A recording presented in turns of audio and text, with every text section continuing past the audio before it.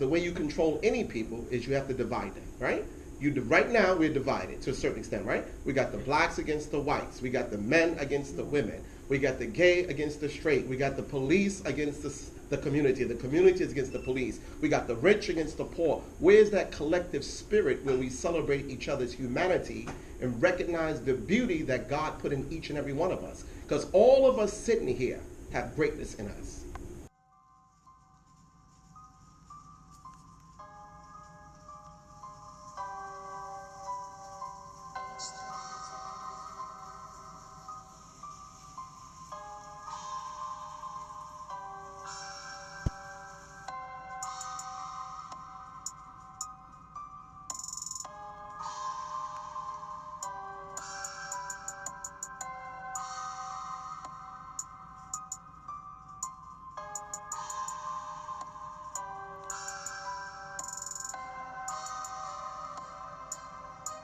Professor Hammer has also written extensively on gender issues in Islam, on women's movements, Muslim women's movements in North America, on Palestinian refugees in the United States, on an assortment of other topics. That's the thing. Someone like me, I was born in 1970. And in the 80s, when I was a teenager, when I was your age, we're sort of like, everything's getting better, right? So inequality and patriarchy and sexism and misogyny and control over women's bodies and all those issues are issues that emerge on this human plane of what you ultimately have to argue is religious misinterpretation, right? So you have to create a framework where that's not what God wants, that's what people do. And that's why it can be changed.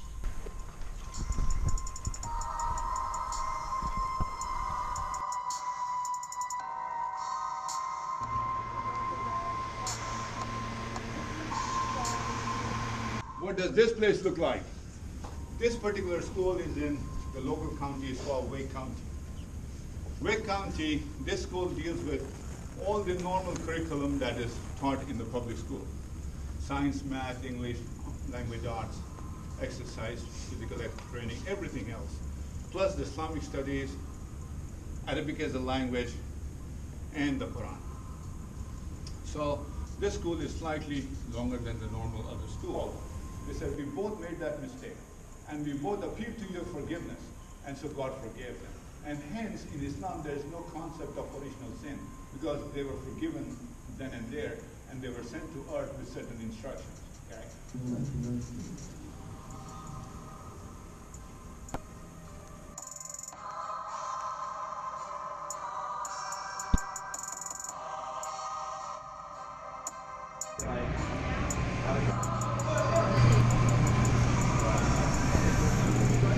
That we are just like a tree grows in a forest. You are a human that grew in the universe from this initial design of the universal patterning. And if you go into a fractal, the fractal is also going out. So it's both going in and out at the same time. It's a paradox, and it's a metaphor of existence. So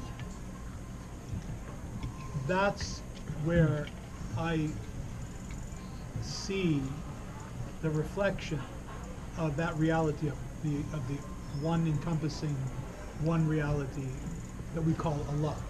He is sitting on the throne at the center of his throne, at the center of his throne. What the heck is that? Is there some throne somewhere? You know, with angels and wings flying around it?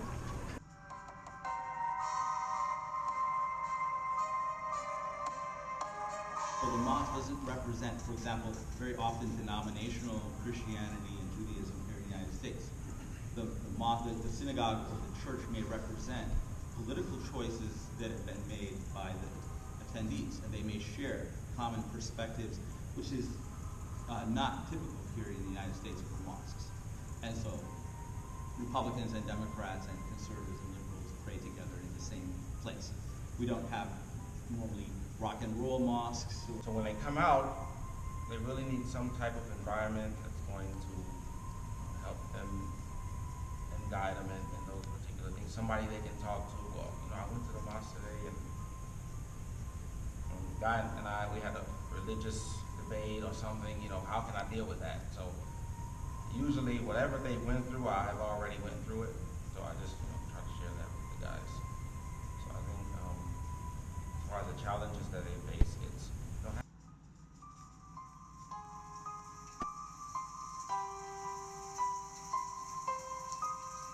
It is an institute that's dedicated to the renewal and revival and renewal and reform of Islamic thought. And what is meant by that is that Muslims, just like any religion, any tradition that has been around for centuries and millennia, have entered into this modern age with traditions that obviously originated in a world that is quite different than the world that we live in here today. And so now you have this global community that is looking back at that past and trying to figure out what it means for them today. And this is all happening in a world that is ever changing, in a world in which there are also geopolitical and other interests that often severely impact Muslim majority Muslim countries, as well as people who live in those countries, as we see on a daily basis in the news. And that all has an impact on how they understand their religious tradition and their history. So you could get somebody who is well educated in Christian theology in the Philippines, and if you bring that person to a Christian community in Kentucky, may face difficulties because it doesn't understand the cultural, milieu in which they are working. And this is pretty much the situation in many Muslim communities in America. So are you really supposed to be turning a plane like that when you're landing?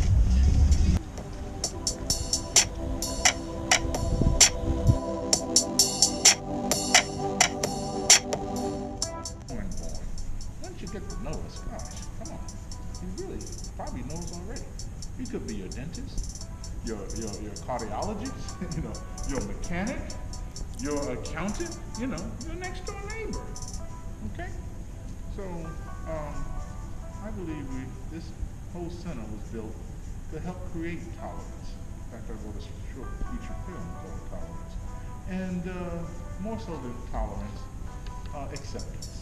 About 12 to 13 Turkish-American engineers had a vision. And when they found out that this parcel of land, about 16.5 acres, was available, they mortgaged their houses, they got loans, they put together what was asked for, and that was $1 million in cash. In 1993, to buy almost 17 acres of land. Right near, we are open to all, the entire public, Muslims, non-Muslims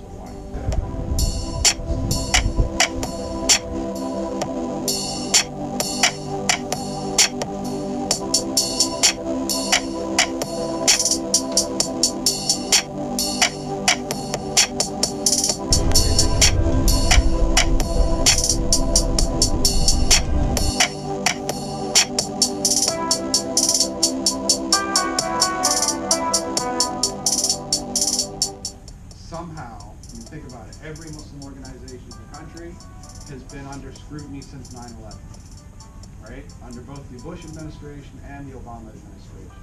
So it's not like the Trump administration is going to come in and find this folder with, look, there's new evidence, we can go close all these guys down, right? That's just not it. So we're laying the groundwork to show that this is a politically motivated witch hunt. And they've been targeted, profiled, or discriminated against, or deprived like a constitutional right because of their religion or because of their perceived ethnic or racial identity as well. We've also helped individuals who are not necessarily Muslim but who have had similar grievances.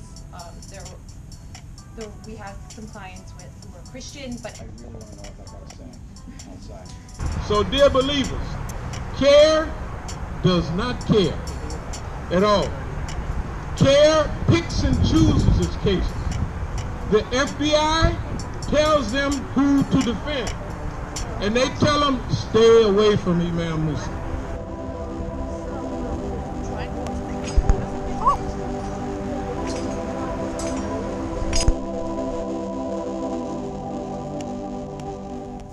go Moors, pirates. Muslim pirates come from certain parts of Ireland in the late 1600s.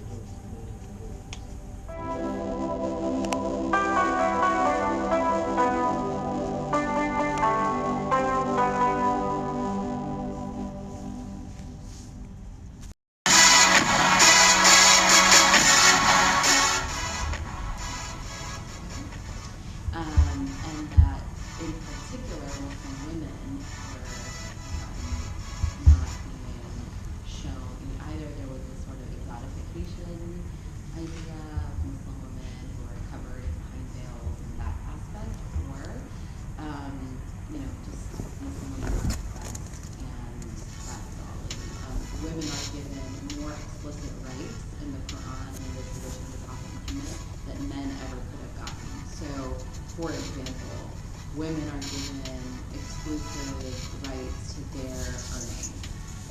If there is a verse in the Quran where it says that men are protected of women, okay? And certainly I think that highly patriarchal scholars will interpret that to mean like, yes, little girl, let me come in and like, I'm this machismo man who's going to like save you, okay? That's where I have a visceral reaction to that. I actually don't think that that was the intention of the Quran, of course, because that's not my language. I didn't really know about what it meant to connect with the community until I became Muslim. Like, I just didn't have community. Like, you would ask me, like, who's your community? I'd be like, I don't know, I go to dance sometimes. Like, I take dance classes, is that community? And so, like, yes, it is, but, like, I didn't have a group of people that I was, like, in with, and, like, when I became Muslim, I was like, now I have, like, literally, like, the ummah, like, they're, like, my family, like, people who I don't know will, it's, like, it's just this, like, different kind of connection, and so I felt like I needed to serve really directly in that way, and I wanted to, like, contribute. Young people don't go to mosques a lot of times, like, in terms of, like, the 20-somethings, the college students, because a lot of times, I mean, in general, like, from some of the other folks that I've talked to, like, interfaith work, there's a lot of, like, outside of mosque movements, or, like, outside of church movements, where, like, people don't connect in these traditional ways. It's too rigid, it's not like flexible enough for people. And so like where you go, if you're going to the traditional institution, so this job allows me to do the thing I love the most. Hands up, put your hands up, yeah, put your hands, make no sudden movements. The whole world is shooting. Put your hands up, yeah, put your hands up, put your hands up, yeah, put your hands, make no sudden movements.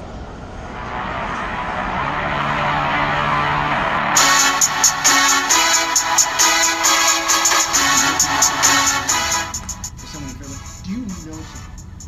Is the question. Do you happen to know someone who does? And only about half of the public said yes. But the people who say yes to that have a more positive view of Muslims. Similarly, we've asked the question of how much do you know about Islam and Muslims? And people who say that they know more about Islam and Muslims tend to have more positive views. So what you see is that on the one hand, people are like, well, Islam is more likely than other religions to encourage violence. But in general, the issue is not religion. The issue is violent people using religion. We're going to give you the basic lay of the land and then release the data and let you slice it and dice it how you want. So that's kind of where we fit into the...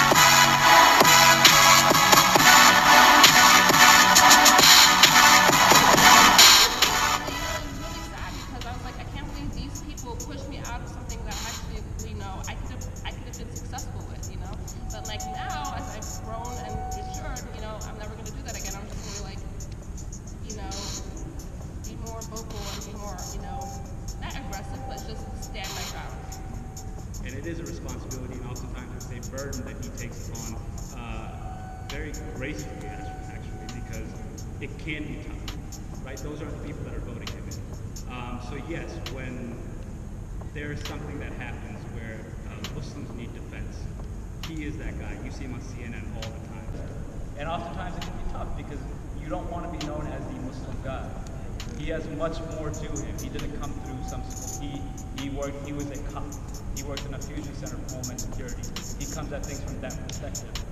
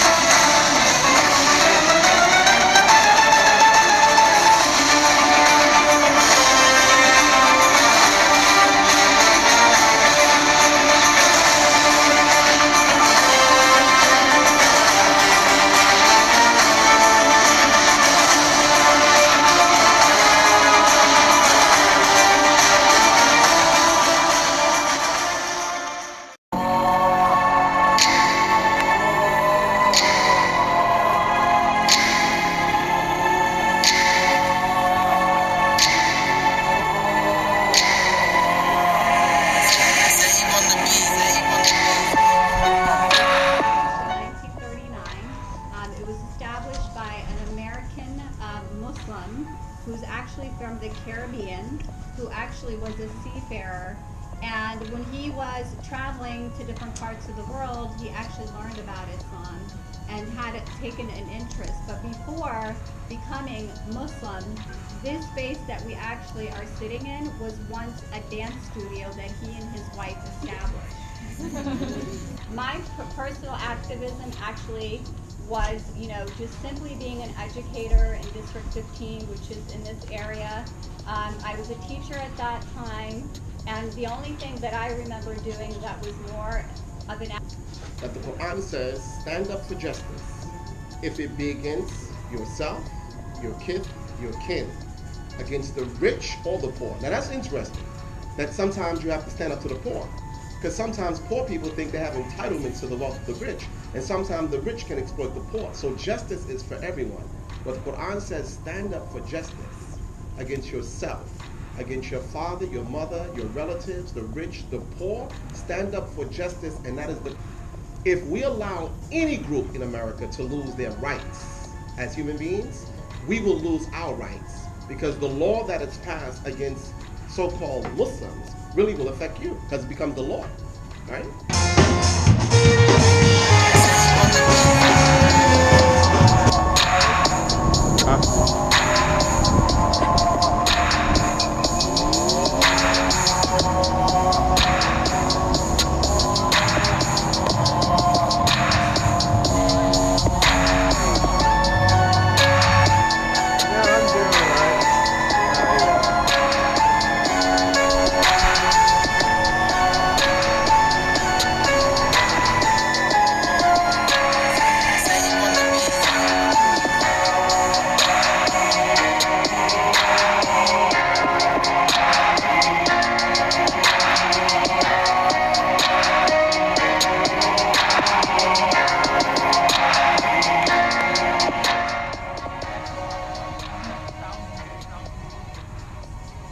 Every time I would always make sure to have a conversation with it. Did I have people kind of walk in and kind of yell at me and scream at me? Yeah, absolutely.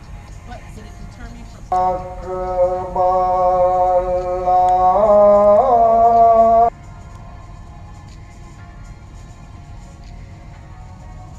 We love Jesus. We don't deny him. But we believe him in a different way than you guys believe in him. We believe him as a prophet, just like Prophet Muhammad is a prophet. Moses is a prophet. Abraham is a prophet. So we believe them as prophets. We're obligated to believe in all the prophets, to believe in all the books that came from God. So we believe in the Bible. We believe in the Torah, which is the Jewish book. And so we believe in the Quran. We believe in those three books just the same. But we read the Quran on a daily basis. We don't read the Bible on a daily basis. That's why some Muslims are not aware of what's written in the Bible, okay? Personally, I wanted to know. The only difference between me and you at the end of the day is that I wear this and that I follow Islam. That's it. I'm a human just like you are, and going back to the element of what the Sheikh said, or what the Imam said, we all bleed red. I was going to say we all bleed blue, but no, I'm just kidding. That show, you know?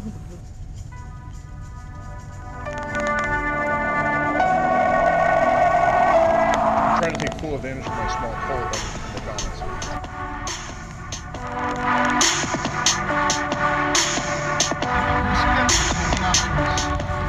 Nothing happens. Oh, back.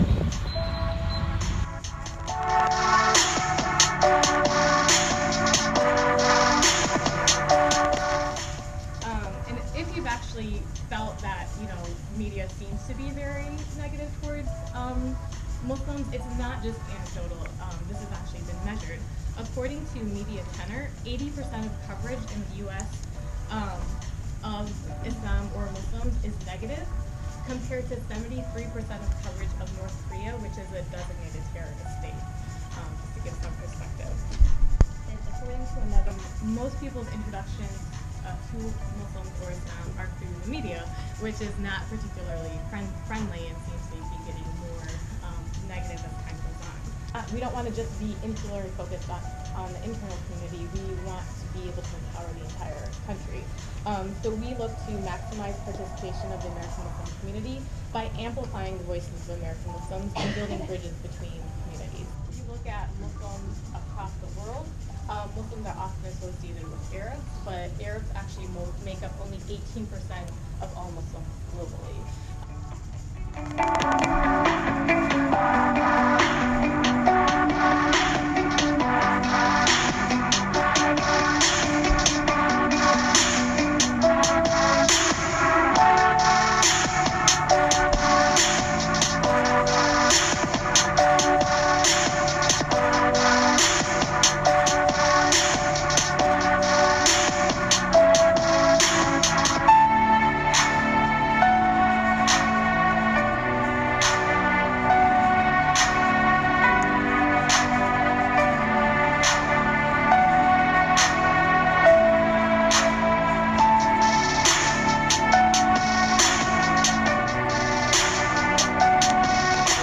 Look at Mookie.